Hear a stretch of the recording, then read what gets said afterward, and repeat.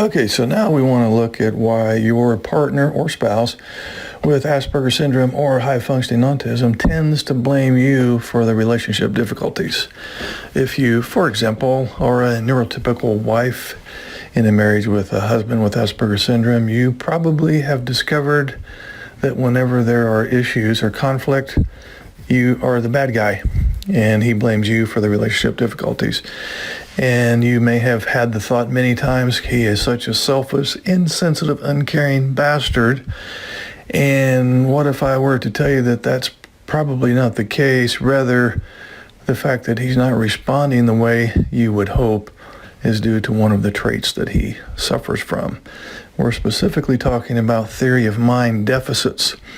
So let's look at that briefly. Theory of mind is an important social cognitive skill that involves the ability to think about mental states, both your own and those of others. It involves the ability to attribute mental states, including emotions, desires, beliefs, and knowledge. Not only does the theory of mind involve thinking about thinking, but it also refers to the ability to understand the ability to understand that others' thoughts and beliefs may be different from your own, and to consider the factors that have led to those mental states. Now, why is this called theory of mind?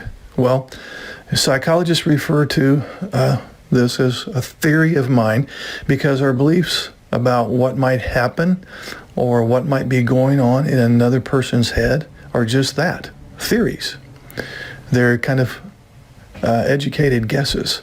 While we make predictions, we can definitely make predictions, but we have no direct way of knowing exactly what a person might be thinking or what their motivations might be. All we can rely on is our own theories or hypotheses that we develop based on what people say, how they act, what we know about their personalities, and what we can infer about their intentions. So why is this theory of mind stuff so important? Well, the emergence of a theory of mind is really critical during the developmental process. Very young children tend to be more egocentric, as I'm sure the parents in here are aware of, and are often unable to think about the mental states of others. Now, as people age, their theory of mind does emerge and continues to develop. So forging a strong theory of mind plays an important role in our social worlds as we work to understand how people think, to predict their behavior, to engage in social relationships, to solve interpersonal conflicts, and so on. So in order to interact with other people, it's important to be able to understand their mental states and to think about how those mental states might influence their actions. So in other words, you connect your guesstimate about what they're thinking with your guesstimate about how they may act based on their thinking. And this is all stuff that you do at a very unconscious level as a neurotypical. These things come about almost at just automatically. It's a natural state of mind, not so much with people with Asperger's. The theory of mind allows people to infer the intentions of others, as well as to think about what's going on in someone else's head, including hopes, fears, beliefs, expectations, and so on. So social interactions, as you know, can be very complex, even for neurotypicals. And misunderstandings can make them even more complex and confusing. By being able to develop accurate ideas of what other people are thinking, or at least fairly accurate ideas, we're better able to respond accordingly. So here is the problem. People with Asperger's and high-functioning autism have great difficulty with this theory of mind business. In fact, there's a lot of research on this that reveals that people on the autism spectrum have trouble using theory of mind to make moral judgments in many situations. There was one study that specifically found that Asperger's adults were more likely than neurotypical subjects to blame other people for their problems. And this is what I say, you may have experienced this with your husband who has Asperger's syndrome. So the judgments of people with Asperger's rely more on outcome of the incident rather than on understanding the other person's intentions. Let me state that again. The judgments of people with Asperger's and high-functioning autism tend to rely more on the outcome of the incident rather than on understanding the other person's intentions. Here's an example, and this was part of the research. And in one scenario, James had a friend, and they were snowmobiling in an area known for loose snow. So this friend asks James if he should take an easterly route around a row of pine trees.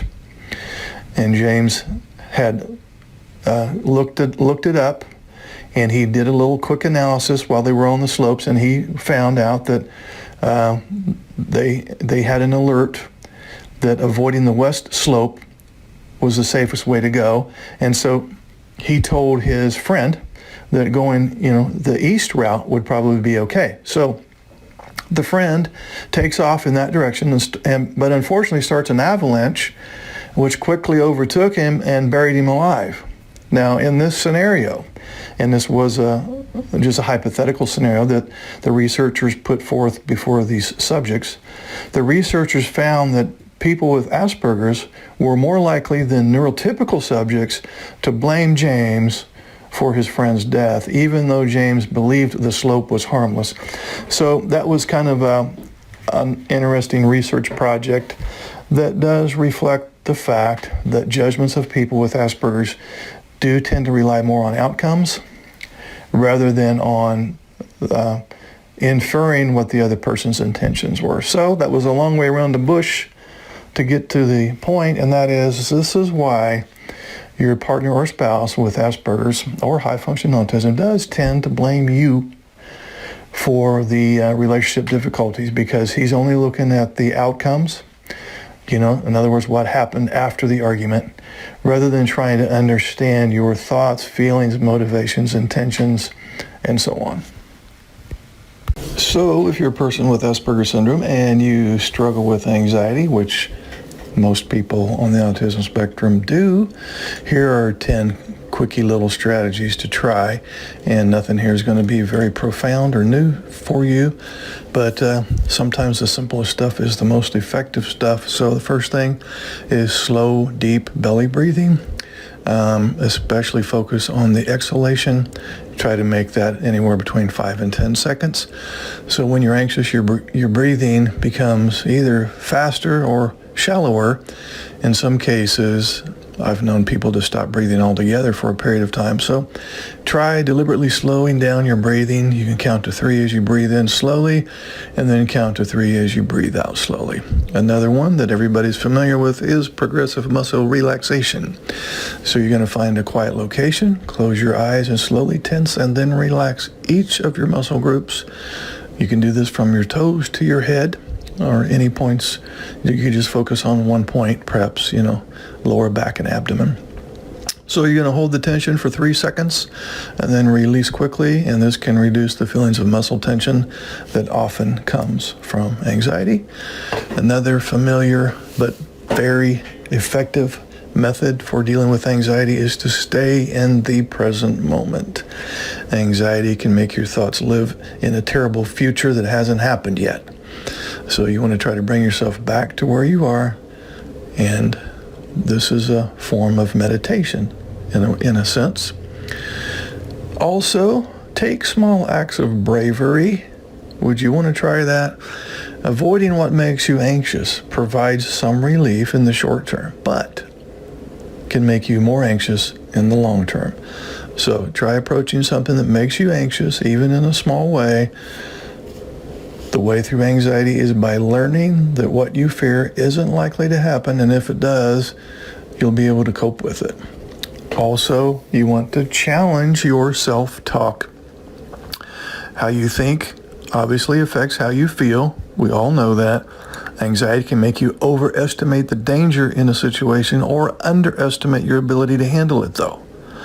So try to think of different interpretations to a situation that makes you anxious, rather than just jumping to the worst case scenario, which most people with Asperger's syndrome tend to do from time to time. So look at the facts for and against your thought being true. Also, you can plan worry time. Just set aside time to worry. It's hard to stop worrying entirely, so, have some time to indulge your worries. It could just be 10 minutes. You could even write them down. And then after that 10 minutes, you say, okay, that's my worry time, so I'm going to get on with life now, and I can have more worry time later today or tomorrow, but for now I'm going to put my worry on hold. You can also keep a diary of your anxiety. You want to look for the patterns and plan the day accordingly. So get to know your anxiety. Keep a diary of when it's at its best and when it's at its worst. And then lastly, you can learn from others, especially people that also have Asperger's syndrome. Pick their brain. What have they done to deal with their anxiety? Okay, we have another question here. She states, my partner has high functioning autism. When I've talked to him about something that's important to me, he will zone out or he will pretend to be paying attention. But I always know when he has not heard me because he won't follow through with what he said he was going to do. He will agree to do something, but later will not complete the task. Well, what could be going on here and what I see most often is brain overload. And what I mean by that is the people with high functioning autism, they're people that are living in a verbal world, but they're actually visual learners. And so in the event that you are giving him too much information, and maybe you're upset with him and you're droning on, to use a sarcastic term, for 10 or 15 minutes or more, he's going to reach data overload. But he might give you the impression that he's still absorbing your words. He might pretend that he's listening and understanding. But what's really going on is his brain has literally at some level short-circuited and he's not absorbing the information anymore. And that will occur at about the 5-minute mark. That's why you would want to keep your instruction short and concrete, because if you go long, especially 10, 15 minutes, and you're animated and upset with him, he is going to take a mental vacation in order to keep from getting overwhelmed. In other words, he's going to go off in his own little imaginary world just to escape from this stressful sensory input, which would be the words that you're throwing at him.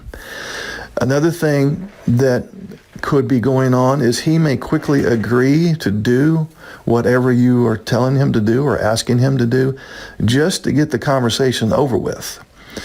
And this again is he's not purposely trying to be insensitive or to disregard your concerns or your needs or wants. Perhaps the way that you're going about it is stressing him out, and he just wants to, yeah, okay, honey, I'll do it, fine, yeah, I'll get to it, just to reduce his anxiety. The other thing that could be going on too is, as you know, he probably has only 1 or 2 special interests, and if you give him some boring, mundane task that falls way outside of his special interest, boredom is excruciating to people on the autism spectrum.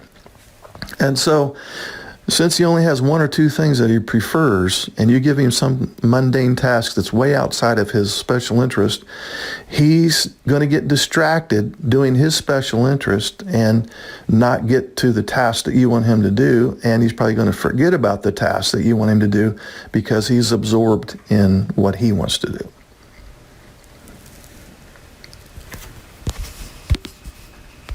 In working with clients on the autism spectrum, what I see pretty much 100% of the time is the individual's tendency to chronically get lost in thought, usually stressful thoughts. The autistic brain is very rarely paying attention to what's going on in the present moment. Oftentimes the individual is either ruminating about a past stressful event or worrying about the potentiality of a future stressful event, or they're simply experiencing stress in the present moment, the event that's occurring now. And the only reprieve they get from being lost in this rabbit hole of random stressful thinking is to get lost mentally in their special interest or their preferred activity. They're rarely at peace in the present moment, unless the present moment involves their mental engagement with their preferred activity. Now, we all have random unwanted thoughts that show up in our head without permission. We call these automatic thoughts. But when I work with individuals on the spectrum, I have just gathered a ton of anecdotal evidence from personal reports that their brain seems to run on autopilot without their permission pretty much 24/7. You know, we don't have to beat our heart. It beats without us putting forth any effort. In the same way, it appears that the autistic brain thinks without the individual putting in effort towards thinking. In other words, he's no longer in charge of his thoughts, rather his thoughts are in charge of him. He is literally a prisoner of chronic intrusive thinking patterns, and this translates to chronic anxiety to one degree or another, which in turn leads to the strong need to reduce the anxiety, which usually comes in the form of distraction through the use of a preferred activity or a preferred thought stream. Okay, guys, of course there's no magic bullet to save your marriage, but if there ever was one, it would be this. So listen up. Your wife has felt disconnected, unloved, that she was not important to you, that you're not giving her enough quantity time or quality time or empathy. And so what can you do in the event that you want to work on the relationship? Well, 3 things. You want to listen. You want to paraphrase back what she said using your words. And you want to take action based on what she has requested, based on her needs, wants, or expectations. So she feels unheard, she feels misunderstood, and she feels like you are more interested in your work or your special activity more so than her. So since she wants to be heard and understood, and for you to follow through with things that you say you're going to do to help the relationship, then your job is to listen, paraphrase back using your words, and implement. We're going to call that LPI. You want to listen as in put your phone down, get off the computer, look her in the eyes, or at least look in her direction at least. Give her the indication that you're listening. When she's done, you're going to paraphrase back, not parrot back, but paraphrase back what you heard.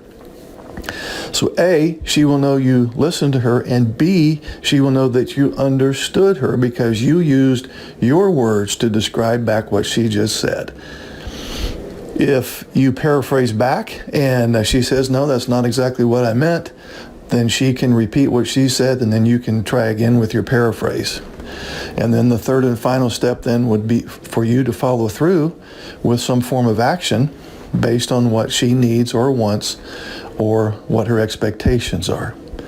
So, LPI, listen, paraphrase, implement. If you want to learn the fine art of LPI, just click on the link below this audio and you will see my email address. Do it. So I have a question here from my neurotypical wife, and she states, my husband with Asperger's seems to have a better relationship with his mother than with me. There's certainly more intimacy and consideration there. I don't mean in a sexual nature, of course, but he and his mother are like buddies, and I'm kind of like the outsider in that group. Well, keep in mind that your husband with Asperger's has a developmental disorder. So that simply means that developmentally, his social intelligence and emotional intelligence is low compared to his logical brain. So therefore, this concept of, we'll just call it social hierarchy, for lack of a better term, would perhaps be a foreign concept to him. We could also call it prioritized allegiance.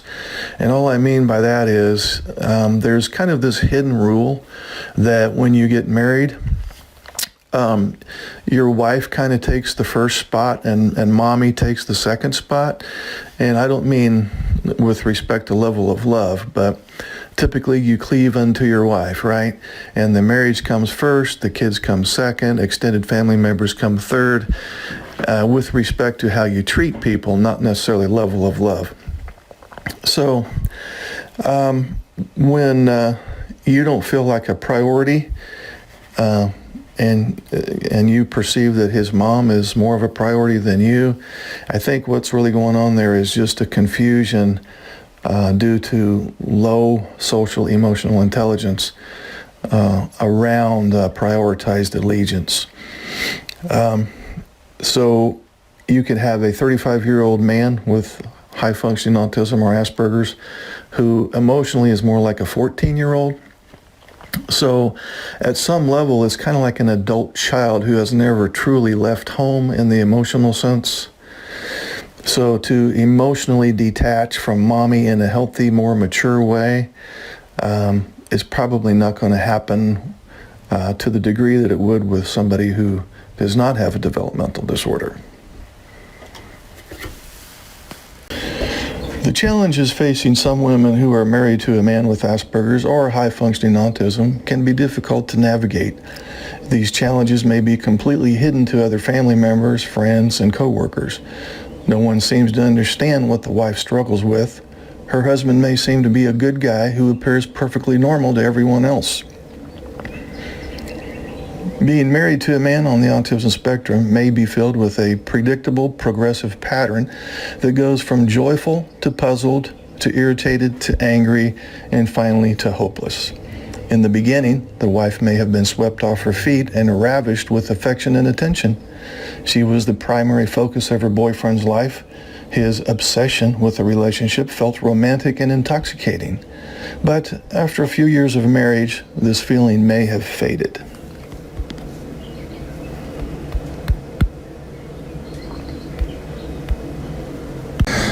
So in counseling people with Asperger's and high-functioning autism, what I notice are some prominent themes over the years, and one prominent theme that's on my mind today is, we'll use the example of where the husband has high-functioning autism and the wife is a neurotypical.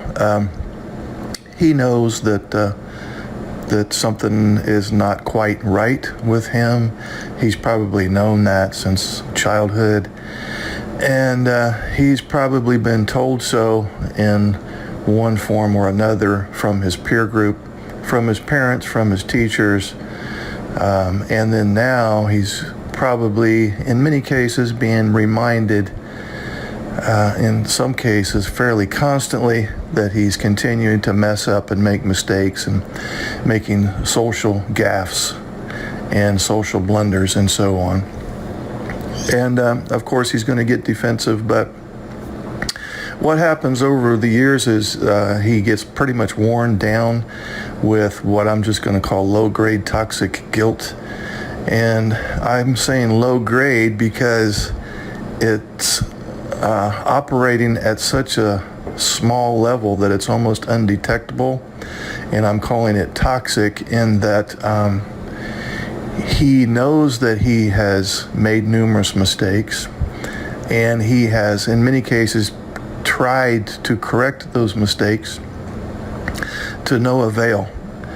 So toxic guilt is different than healthy guilt. Healthy guilt is, yes, I've made this mistake. I recognize I made this mistake. It wasn't intentional. I'm going to rectify that. I intend not to make that same mistake again. Toxic guilt, though, is I'm always making mistakes. And even when I try to undo past mistakes, I seem unable to do so. I keep repeating the same mistakes over and over and over again, and the people closest to me tell me so. And so this is what I'm referring to when I say low-grade toxic guilt, which can lead then to toxic shame. Healthy shame is I have intentionally hurt people in the past. I recognize that I did this. I also recognize now that it was wrong, And I do have a sense of shame about it, and I intend not to be that kind of person anymore. And I'm going to try to have, muster up some more love, compassion, and gratitude in my life. That's healthy shame. Toxic shame is because I make all these mistakes and because I seem unable to avoid repeating the mistakes, therefore I am a mistake. And that, my friend, is called toxic shame. Okay, so I get emails a lot from neurotypical wives who state that when they get into conflict or an argument with their high-functioning autistic husband, he always has to make her wrong. And so we want to look at that real quickly. So if I have Asperger's or high-functioning autism, I have what is referred to as a developmental disorder, which means that my social emotional brain is underdeveloped. So in other words, my social intelligence and my emotional intelligence is low compared to my logical brain. In fact, you could think of high-functioning autism as a disorder of social skills. So as a result of having a low-functioning social emotional brain, I have this thing called mind blindness. In other words, I have a hard time predicting what might be in the mind of another individual, what they might be thinking or feeling. So if I'm the person with high-functioning autism and I'm dealing with my neurotypical spouse in this example, I truly have no clue how she might be thinking or feeling. Therefore, when she has a perspective or opinion that's different from mine, I simply can't wrap my brain around her perspective. In fact, her viewpoint will make utter nonsense to me. So, since I am blind to her perspective, I will tend to view her differing opinion as she is disagreeing with me. And then I'll tend to make a thinking error and say to myself, because she's disagreeing with me, therefore she's against me. And then I'll tend to make another thinking error and say to myself, because she's against me, I must defend myself and prove that she is wrong and illogical. Because if I don't make her wrong, that means I'm wrong. But only one person can be right, and that person must be me, since my perspective is the only perspective that I can see. Emphasis on the term see right there. So, in other words, since I can't comprehend her thoughts or feelings, therefore her thoughts and feelings are not valid. Therefore, she's wrong and I'm right.